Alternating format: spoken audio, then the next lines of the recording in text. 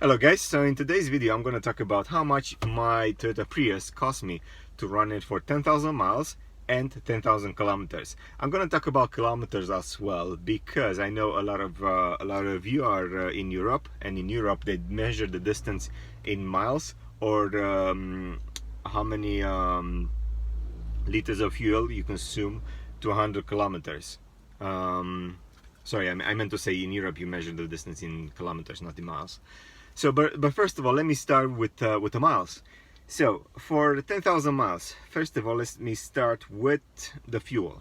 The fuel was the biggest expense that I had, obviously, and for 10,000 miles, it cost me 1,084 pounds. I don't know how much is that in euros, but you can calculate it easily if you go to xc.com. So the fuel cost me 1,084 pounds, and I used 873 liters of fuel for 10,000 miles. I'm not sure how much is that in gallons, but I tend to look at the price at the pounds first because that's what I'm paying taxes on. So yeah, this was the biggest expense. 1,084 pounds for the fuel.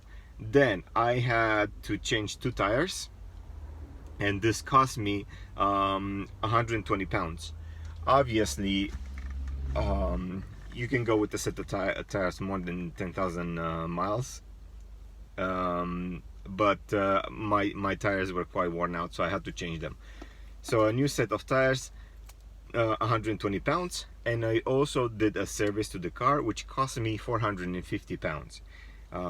With the service, I also had to change my disc brakes and disc plates, disc pads, sorry, disc brakes and disc pads. So, and this cost me to 450 pounds, including the oil change and including other bits and pieces, which wasn't that bad. So in total, for 10,000 miles, my Toyota Prius cost me 1,654 pounds to run it, which is not too bad because I used to drive a Volkswagen Passat, and that was significantly more expensive. And I think because the Passat had 2-liter engine, the Passat ended up cost me twice as much in fuel in the city. Because, and I'm talking, okay, so let me mention first that I'm doing the most of the mileage is done in the city, not outside the city. Obviously I'll have an airport job a couple of times a week or so, and drive to the airport and back, but most of the mileage I did it in the city, in London, which with a lot of bad traffic. So right now let me talk about how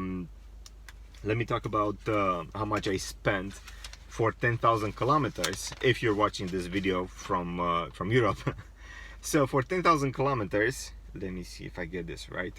Okay, so 10,000 kilometers, I consumed 534 liters of fuel, which averaged to about 5.3 liters for 100 kilometers.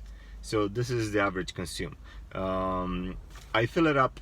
I did this measure by fill it up at various petrol stations. I didn't use a petrol station in particular. So so that was 534 liters for 10,000 kilometers, which ended up cost me 661 pounds.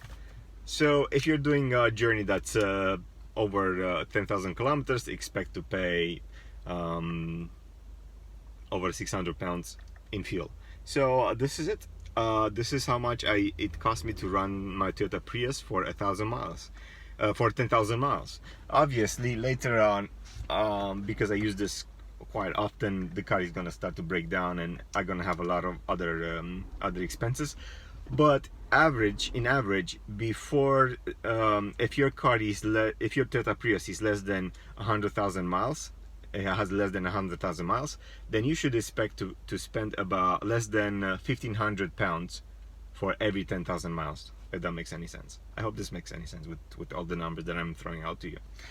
Anyway guys, take care and enjoy the rest of the day. And you know what, despite the fact that a lot of people hate Priuses, I think Toyota Prius is quite a good car. I rarely have any problems with this car, so you know what, easy to drive, cheap to run, and probably that's why it's so popular in London. And I'm gonna use this car for probably another year or so. You might ask me, why don't I change to an electric car? First of all, I don't think there are enough what